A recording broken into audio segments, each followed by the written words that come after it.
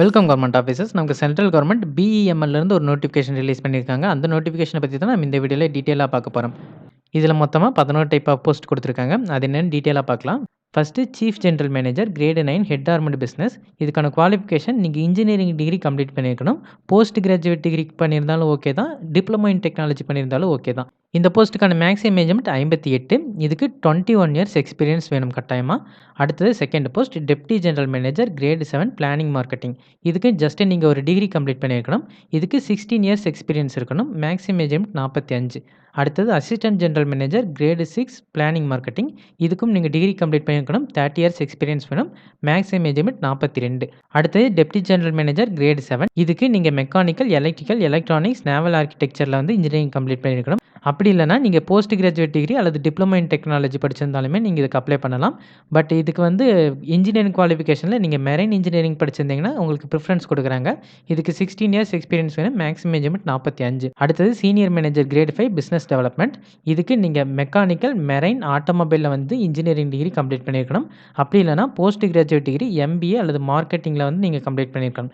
இதுக்கான maximum ஏஜ்மெண்ட் 39. 11 years experience வேணும். அடுத்தது அசிஸ்டன்ட் மேனேஜர் கிரேடு 3 ப்ரொடக்ஷன். இதுக்கும் நீங்கள் மெக்கானிக்கல், மெரைன், ஆட்டோமொபைல், ப்ரொடக்ஷன் இன்ஜினியரிங்கில் டிகிரி கம்ப்ளீட் பண்ணியிருக்கணும். 4 இயர்ஸ் எக்ஸ்பீரியன்ஸ் வேணும். 30 வந்து மேக்ஸிமம் ஏஜ்மெண்ட்டாக கொடுத்துருக்காங்க. அடுத்தது அசிஸ்டன்ட் மேனேஜர் கிரேடு 3 R&D. இதுக்கான குவாலிஃபிகேஷன் நீங்கள் mechanical, marine, automobile engineering complete பண்ணியிருக்கணும். 4 இயர்ஸ் எக்ஸ்பீரியன்ஸ் வேணும். மேக்ஸிமம் ஏஜ்மெண்ட் 30. அடுத்தது இன்ஜினியரிங் கிரேடு 2 மார்க்கெட்டிங். இதுக்கும் நீங்கள் mechanical, marine, automobile, production engineering complete பண்ணியிருக்கணும். 2 இயர்ஸ் எக்ஸ்பீரியன்ஸ் வேணும். மேக்ஸிமம் ஏஜ்மெண்ட் 27. அடுத்தது இன்ஜினியரிங் கிரேடு 2 R&D. இதுக்கு mechanical, marine, electronics and communication இன்ஜினியரிங்கில் டிகிரி கம்ப்ளீட் பண்ணியிருக்கணும். இதுக்கான மேக்ஸிமம் ஏஜ்மெண்ட் 27. 2 இயர்ஸ் எக்ஸ்பீரியன்ஸ் வேணும். அடுத்தது officer grade 2 HR department, assistant manager grade 3 HR department. இதுக்கு ரெண்டுக்குமே ஒரே குவாலிஃபிகேஷன் தான் கொடுத்துருக்காங்க. அதாவது 2 இயர்ஸ் நீங்கள் ஃபுல் டைமாக எம்பிஏ படிச்சிருக்கணும். அப்படி இல்லைனா எம்எஸ்டபிள்யூ அல்லது எம்ஏ சோசியல் ஒர்க் அல்லது ஹெச்ஆர் அல்லது ஐஆர் படிச்சிருக்கணும். அப்படி இல்லைனா போஸ்ட் கிராஜுவேட் டிகிரி படிச்சிருக்கலாம். டிப்ளமோ இன் பர்சனல் மேனேஜ்மெண்ட்டு நீங்கள் படிச்சிருக்கலாம். இண்டஸ்ட்ரியல் ரிலேஷன் படிச்சிருந்தாலுமே நீங்கள் இந்த போஸ்ட்டுக்கு எலிஜிபிள் தான். ஆஃபீஸர் கிரேட் 2 ஹெச்ஆர் டிபார்ட்மெண்ட்டுக்கு மேக்ஸிமம் ஏஜ்மெண்ட் 27. 2 இயர்ஸ் எக்ஸ்பீரியன்ஸ் வேணும். அசிஸ்டன்ட் மேனேஜர் கிரேடு 3 ஹெச்ஆர் டிபார்ட்மெண்ட்டுக்கு மேக்ஸிமம் ஏஜ்மெண்ட் 30. 4 இயர்ஸ் எக்ஸ்பீரியன்ஸ் வேணும். இந்த போஸ்ட்டுக்கான சேலரிலாம் ஓரளவு சாட்டிஸ்ஃபையாக தான் இருக்குது. அதாவது கிரேடு 2க்கு வந்து 40,000 கொடுக்குறாங்க. பட் கிரேடு 9க்கு வந்து ஸ்டார்டிங் சேலரி உங்களுக்கு 1,20,000 இருக்குது. இது மட்டும் இல்லாமல் தனியாக ஒரு போஸ்ட்டு கொடுத்துருக்காங்க. இதில் 6 வேகன்சி இருக்குது. அதாவது ஜூனியர் எக்ஸிக்யூட்டிவ் ஹெச்ஆர். இதுக்கான குவாலிஃபிகேஷன் நீங்கள் எம்பிஏ, எம்எஸ்டபிள்யூ அல்லது எம்ஏ சோசியல் ஒர்க் அல்லது post graduate degree diploma in personnel மேனேஜ்மெண்ட்டில் வந்து கம்ப்ளீட் பண்ணியிருக்கலாம். இதில் எஸ்சி, எஸ்டி, பிடபிள்யூ கேண்டிடேட்ஸ்க்கு மட்டும் 5% ரிலாக்ஸேஷன் கொடுத்துருக்காங்க. எதுலன்னு பார்த்தீங்கன்னா அவங்க டிகிரி பர்சன்டேஜில். மற்றவங்களுக்கெல்லாம் அந்த ரிலாக்ஸேஷன் இல்லை. இதுக்கான மேக்ஸிமம் ஏஜ்மெண்ட் 27. இதுக்கு எக்ஸ்பீரியன்ஸ் மினிமம் 0 to 1 இயர்ஸ் கேட்குறாங்க. ஸோ ஜஸ்ட் உங்களுக்கு ஒரு 6 மந்த் இருந்தால் கூட நீங்கள் இந்த போஸ்ட்டுக்கு அப்ளை பண்ணலாம்.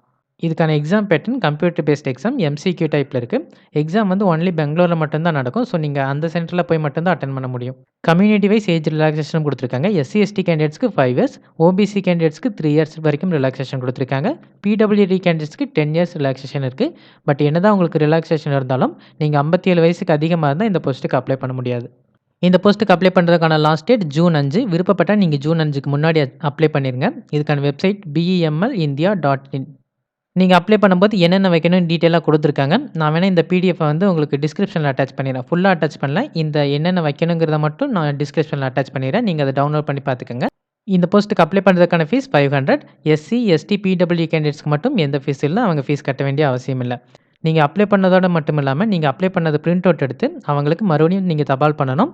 எந்த அட்ரஸ்க்குன்னு பார்த்தீங்கன்னா senior manager HR recruitment cell BEML Soudha number 29/1 4th main SR Nagar Bangalore. இந்த அட்ரஸ்க்கு வந்து நீங்கள் மறுபடியும் தபால் அனுப்பணும். ஸ்பீடு போஸ்ட் வழியாக அனுப்பிச்சிருங்க. அப்படி நீங்கள் அனுப்பும்போது நீங்கள் எந்த போஸ்ட்டுக்கு அப்ளை பண்ணியிருக்கேங்கிறத கவரில் வந்து கட்டாயமாக எழுதணும். இன்னொன்று முக்கியமாக கொடுத்துருக்காங்க. நீங்கள் ஜூனியர் எக்ஸிக்யூட்டிவ் ஹெச்ஆருக்கு அப்ளை பண்ணுறதா இருந்தால் மட்டும் அந்த தபால் வந்து நீங்கள் அனுப்ப வேண்டியதில்லை. மற்ற போஸ்ட்டுக்கு எல்லாத்துக்குமே நீங்கள் கட்டாயமாக அனுப்பணும். நான் இந்த அட்ரஸையும் சேர்த்து உங்களுக்கு டிஸ்கிரிப்ஷனில் அட்டாச் பண்ணிடுறேன். மொத்தமாக நீங்கள் ஒரே பிடிஎஃபாக டவுன்லோட் பண்ணிக்கோங்க. கவர்மெண்ட் ஜாப் தேடிட்டு இருக்கவங்க எல்லாருக்கும் இந்த வீடியோ யூஸ்ஃபுல்லாக இருக்குன்னு நினைக்கிறேன். இந்த வீடியோ பிடிச்சிச்சுன்னா லைக் பண்ணுங்கள். கவர்மெண்ட் ஜாப் தேடிட்டு இருக்கவங்க ஃப்ரெண்ட்ஸ்க்கும் இந்த வீடியோ ஷேர் பண்ணுங்கள். இந்த நோட்டிஃபிகேஷன் ரிலேட்டடாக வேறு ஏதாவது டவுட் இருந்தால் கமெண்ட் செக்ஷனில் கேளுங்க. மறக்காமல் சப்ஸ்கிரைப் பண்ணுங்கள். தேங்க்யூ.